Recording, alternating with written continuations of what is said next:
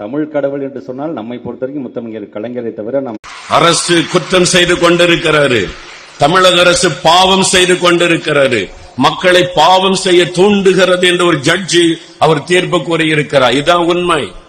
ஒரு கவர்மெண்ட் விசாரணை வியாபாரம் பண்ணி 47% ஆண்களை குடிகாரனாய் மாற்றி இருக்கிறது இந்த அரசாங்கம்.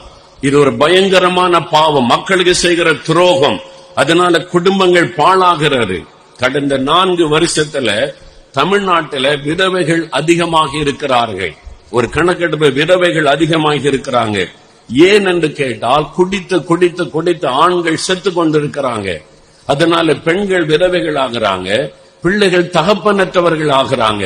இது தமிழகத்துக்கு ஆரோக்கியமானது அல்ல. பாருங்க, இதை குறித்து நீதிமன்றமே இவ்வளவு தெளிவா, ஒரு குற்றம் செய்தவனை விட குற்றம் செய்ய தூண்டுகிறவர்களுக்கும் அவங்க குற்றவாளிகள். அப்ப மதுபானத்தினால இவ்வளவு குற்றம் பெருக காரணமா இருக்கிற அரசாங்கம் குற்றவாளி என்பதாக நீதிபதி தீர்ப்பு சொல்லி இருக்கிறார். ஏன் நீங்க பொறுப்பெடுக்க கூடாது? இனிமே நாங்க உங்களை கேள்வி கேட்போம், கீழே பார்த்தா அதுக்கு விளக்கம் கேட்போம் என்றெல்லாம் எழுதியிருக்கிறார். தினத்தந்தி பேப்பர்ல நேற்றைக்கு முந்தைய தினம் வந்த ஜட்ஜ்மெண்டினுடைய ஒரு காப்பி இது. அப்ப நீங்க யோசித்து பாருங்க, ஒரு ஜட்ஜுக்குள்ள இவ்வளவு வேதனை இருந்தால் இயேசுவை அறிந்த தெய்வ பிள்ளைகள் நமக்குள்ள எவ்வளவு வேதனை இருக்க வேண்டும். இன்னைக்கு குடும்பம் எல்லாம் பாழாகி கொண்டிருக்கிறது.